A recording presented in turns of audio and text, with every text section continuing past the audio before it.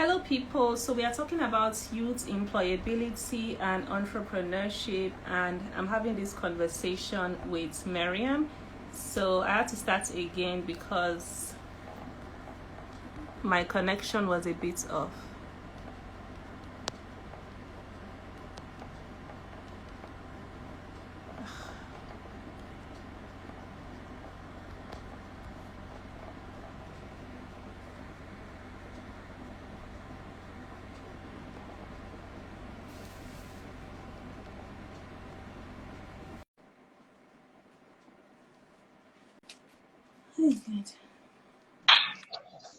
Okay, hey Miriam. Sorry, my connection was off, and then house responsibility. Somebody's calling me. Sorry. Okay, so go back to what Okay. you were saying. Like, I asked some people who can't really get an office job, so how do they really use their own skills to get in the workforce? And you were saying that what if you can teach, if you can bake, things like that, you can just utilize those skills. Yeah. Yes. You can teach people what you already know Yeah. and use that as a source. And you can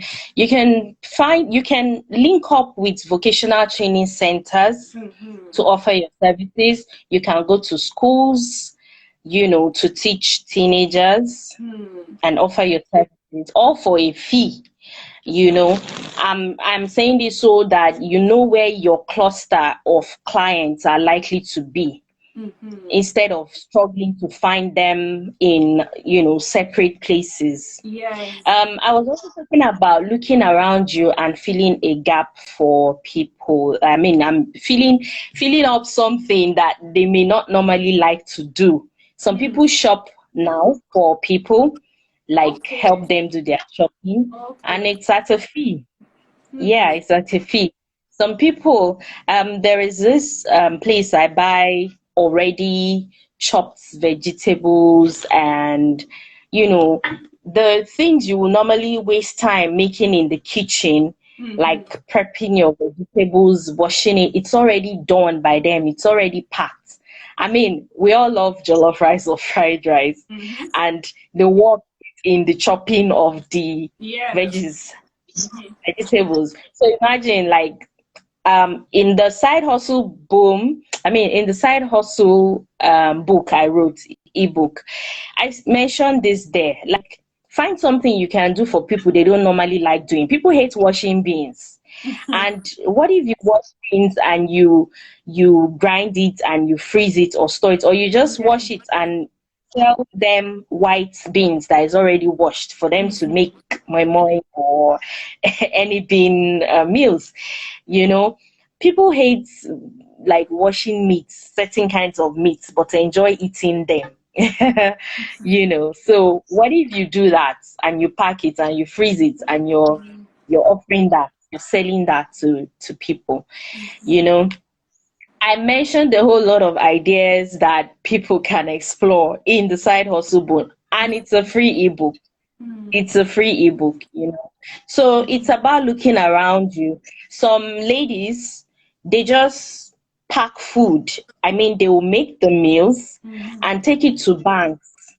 That's their job. Like, they just supply the bankers, because bankers don't barely have the time to Yeah. step out and get their food. So these ladies, that's what they do. I mean, so if there's any organization around you or any new bank springing up, you can jump on that Yeah. and you just their food nicely for them, and they'll be glad.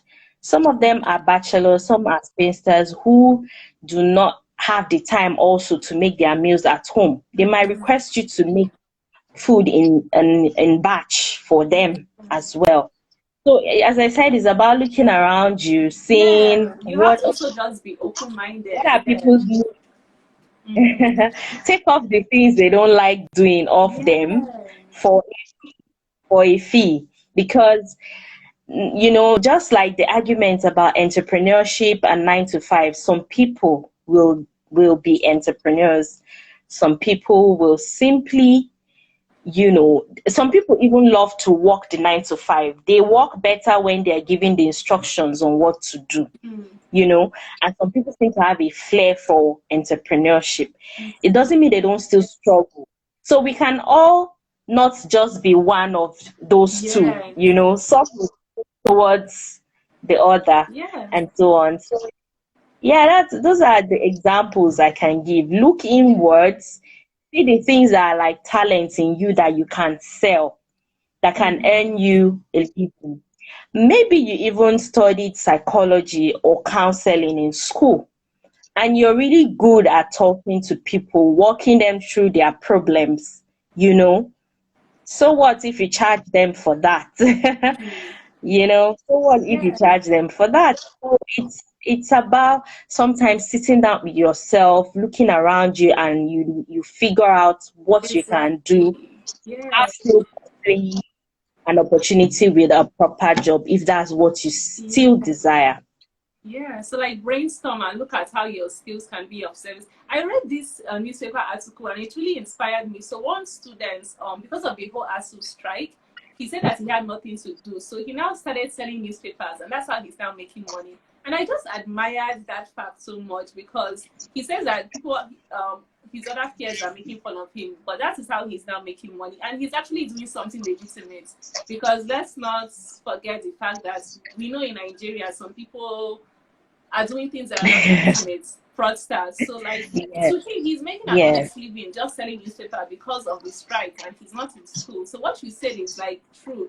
You have to be open-minded, and I think it also means you have to be humble a little bit because some youths, I've heard stories before. I remember when I was serving, somebody told me that they offered somebody this job, but she said that she didn't want to take it.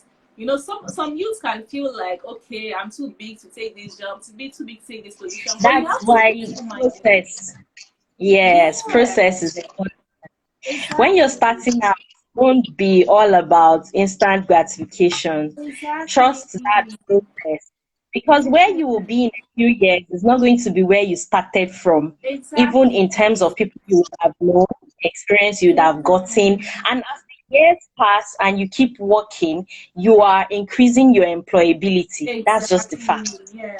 Yes, Yeah, rather this than life just is a be process. We not don't all one arrive at experience. our destination immediately. So you have to accept the fact that you are going to start at a particular point. And I'm not saying that you should sell yourself short because, to be honest, I feel like you should have your own expectations. Tell yourself, like, based on your degree, if you know you've gotten all these masters or PhD, you should already know, like, my standard, I can't accept less than this per salary. So you Exactly. can have your standards, but still also be willing to be open-minded and learn from the experience. But don't allow people to cheat you because that's another topic. Because even me from experience, I've noticed that somebody will Yeah. tell you they're only going to pay you 30 to 60, whereas somebody else will tell you for that same job they're going to pay you 100,000. So don't sell yourself short. I feel like we need to really be smart and negotiate. Don't just take anything. If they tell you, okay, it's only 30,000 naira, you're like, okay, me, I need this job, I'll take it. Meanwhile, somebody can pay you up to 60 or 90 for all of those responsibilities. Yeah, Exactly. you With have to. time, you begin to discern what works for you, Yeah, and there's no doubt there are abusive bosses out there. There is that too. Like I said, the private sector remains the biggest employer of labor. There are well organized private sector, there are one-man businesses, there are so many kinds.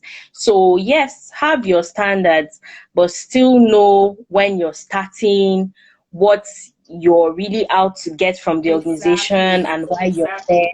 You would know because it's just like we say, our personal goals are personal to us. We Yeah. know, why.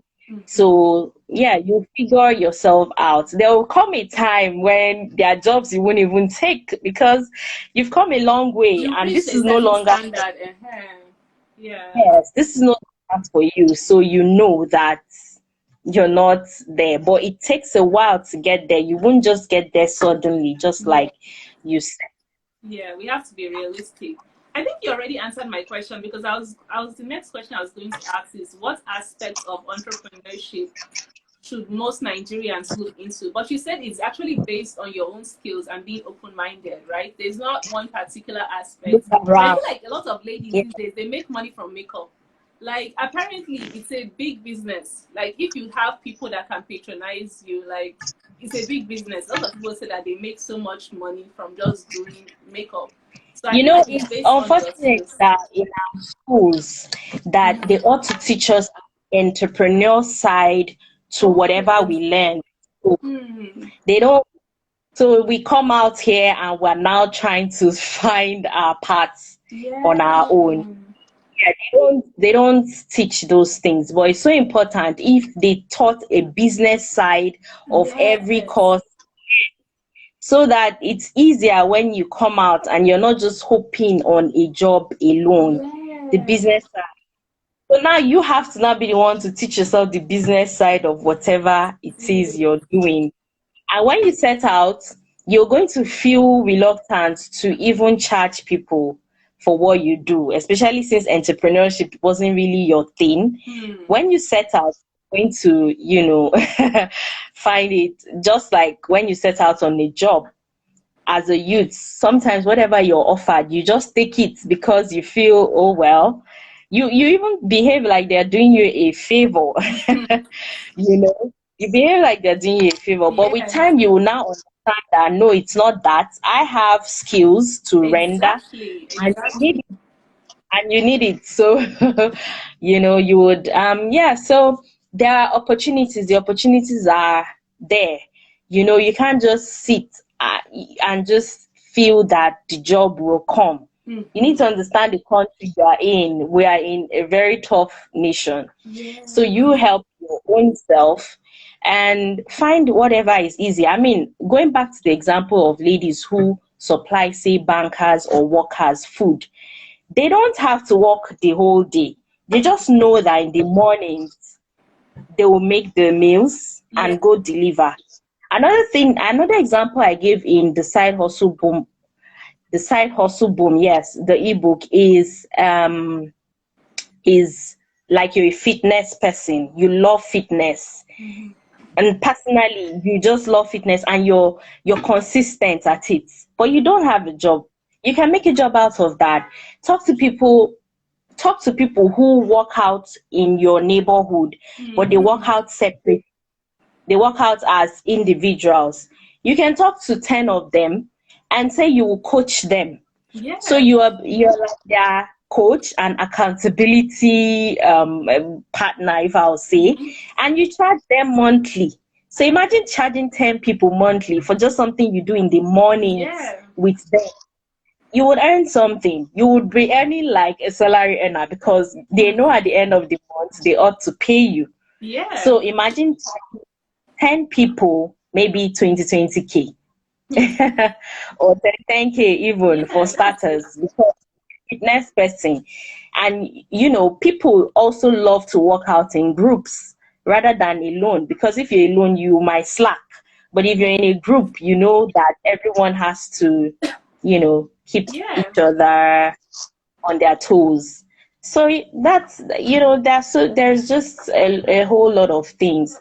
Yeah. Something you've learned that you've not made use of. It could be something you even learned in secondary school that you could Hmm. turn into something that earns you money. That is it. So Yeah. Thank you so much. Like, I love this conversation, and I feel like in Nigeria, we really need to have it to encourage more people because we all know the job market is not easy. So, and some people just feel like they don't know how to get there if you don't have connections.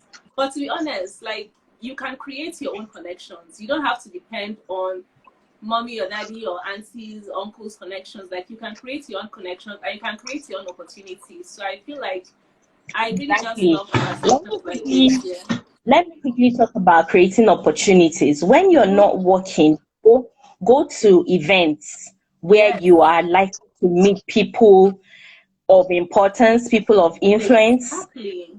Go to events that relate to your field or your sector. Then use Exactly. LinkedIn. Talk to MDs of companies. Talk Yeah. to, CEOs. Talk to country directors of NGOs. Tell them this is who you are and this is what you can do for them. You just never know.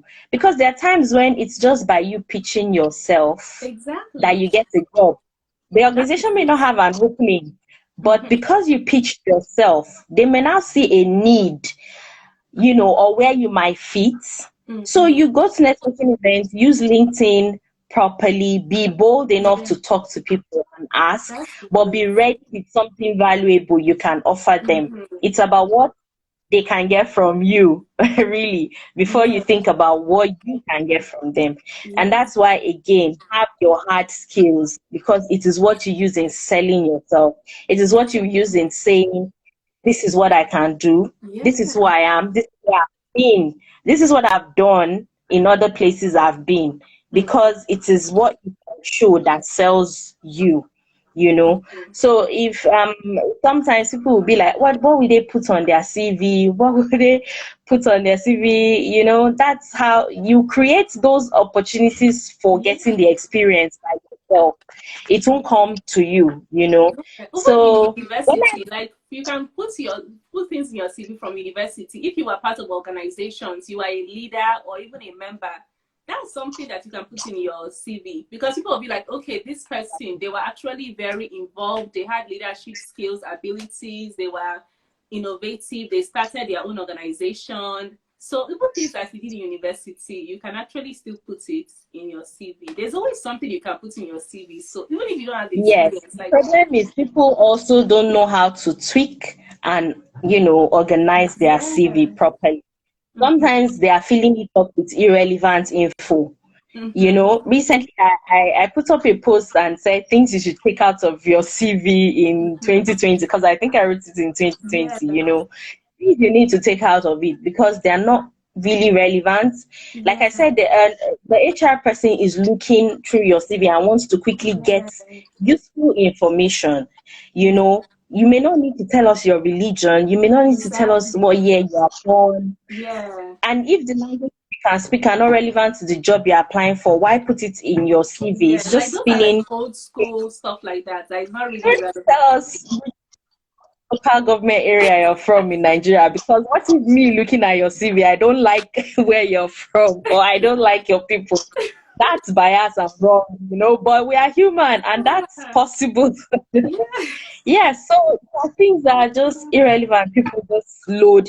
You don't need to necessarily put that the primary school you went to or secondary, because of course before you get to university you went through, yeah. primary and then secondary. You can just put your degree and maybe diplomas. That's Exactly. enough. But the issue Yes. with that, I feel like the issue with that because to be honest, when I came back and I was looking for my first job, my father was the one telling me I should put my religion, my local government, my primary school. So I feel like it's that old school thinking. But this day and age, you have to Exactly. be modern. Exactly. Because to It's my mind, I was like, I evolving. don't need this stuff. It was like put that one there and put that. And our parents will not advise us beyond what they know. They cannot tell us, beyond what they know. It is what you now know. Because even on LinkedIn, there are many HR professionals that tell people this is what works now. Exactly. So when you're following them and you listen and you read, you will know that some things are obsolete. They are no You don't need longer 4 to 5 for. pages. You don't need 4 to 5 pages to show No, that no, you're no, important. no, You don't no, need. no, no. You don't. Yeah. All Oh my right. gosh.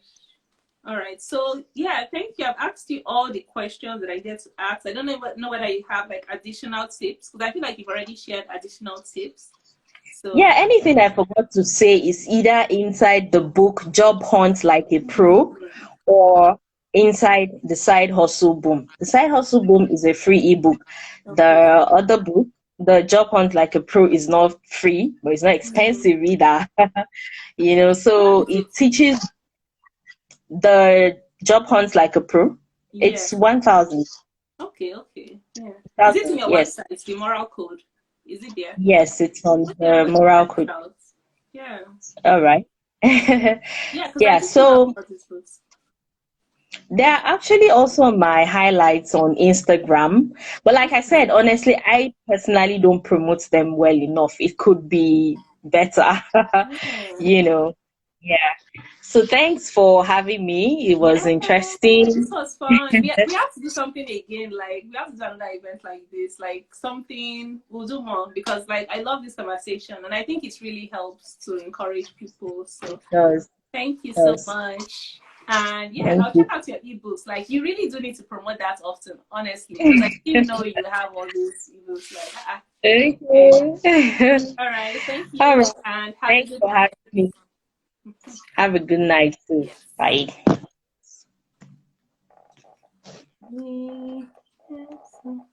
Okay, everybody. So that is the end of our discussion today. And if you missed the beginning before the whole connection went out, some of the questions I asked were in the beginning, like how can Nigerian youths make themselves employable? And we had talked about having like soft skills and hard skills. So like, having skills that is actually needed for the job. What are those requirements that the job needs you to do? Communication skills, writing skills, or if you're an engineer, having those skills that is necessary for the job. And also just setting other soft skills, like the way you communicate with other people, the ability to like learn from others, the ability to take initiative, that matters. And we had also said that you really can't just wait until you're fully fresh out of university, fresh out of NYSC to start looking for jobs. Right from when you have your IT, right from internship, right from NYSC, that is when you should start networking. That is when you should start making valuable connections. Because at the end of the day, those people you're talking to, those people you're making connections with, those are the ones that are going to help you to possibly get the job you want. So you can't really wait until you're fully like looking for a job to start trying to find how you can get something. Be strategic in your search and start networking right away. So those are just a few of the things that we discussed before, the connection went out. So like I really love conversations like this, and I just encourage you to stay encouraged. If you are currently like looking for a job and it's been a while, trust me, I understand you. It can be very frustrating. So just take things easy. Take it like one day at a time, but still know that you have to still put yourself out there. Continue to network, continue to be on social media and posting and also seeing whether there are opportunities available there, because you never know, the opportunity you find could be on your Twitter feed, it could be on your Facebook feed. Like Maryam said that she saw a job post on Facebook Jobs. So just still be social, stay encouraged. Don't allow the difficulty of the job search to really make you feel bad about yourself. Just still try to do little things that you can to make yourself happy. And most importantly, just if you can't even get an office job, consider your skills, consider what you know best and how your skills can be used to serve other people, and be open-minded in finding little ways that you can do things that is, really of service. Like what Miriam talked about, there are some people who just package food and they give it to all these office workers, and that is how they make money. So just be open-minded for opportunities where you can make a legitimate means of livelihood. So thank you so much for joining this discussion, and I will see you on my next live video. Bye.